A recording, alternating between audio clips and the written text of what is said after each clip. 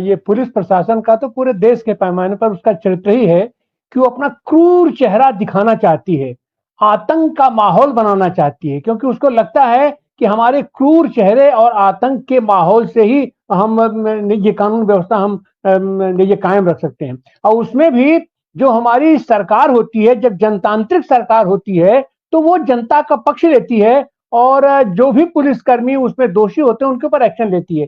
लेकिन अगर सरकार भी जनतंत्र की, जनतांत्रिक और जनता के पक्षधर न हो, तो फिर ऐसी स्थिति स्वाभाविक होती है। हम अमूमन देखते हैं कि थाने में सेट प्रोफार्मा रखता है, आप वहां जाइए, अगर कोई केस कराने के लिए आप उसको फीस दीजिए, 500 रुपया दीजिए, 1000 रुपया दीजिए, 1500 रुपया दीजिए, उसी तरीके से सारी धाराएं सेट करके आदमी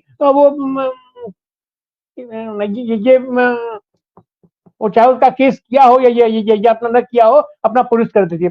मैं आपको व्यावहारिक उदाहरण देता हूं।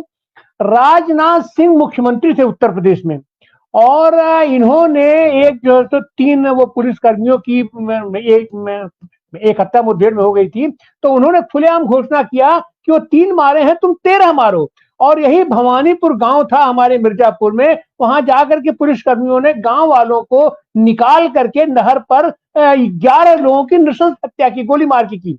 वो सब कुछ था, लेकिन वहां पर सारे लोग गए, ये सामाजिक संगठन के लोग, और उन्होंने बाकायदे उसकी रिपोर्ट प्रस्तुत की, रिपोर्ट बनाई, और उस रिपोर्ट के आधार पर, तमाम रिपोर्टें बनी थी, लेकिन उस रिपोर्ट के आधार पर अंततः उन सारे पुलिसकर्मियों को दंडित किया गया,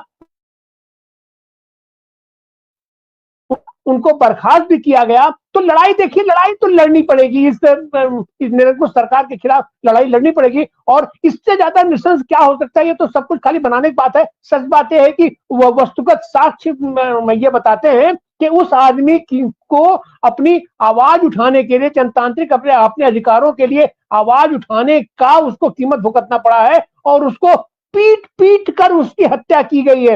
हत्या ही नहीं की गई है, बल्कि उसको जीप से बाकायदे फेंक कर के नीचे, और इसका वो जो वो ये फर्जी तरीके का उसका बनाने की उसको कोशिश की गई है। तो हम सारे लोग, किसान संगठनों को की खासकर जिम्मेदारी बनती है कि उसका तथ्यपरक तरीके से रिपोर्ट बनाना, उसमें कोई अतिरंजना करने की आवश्यकता नहीं है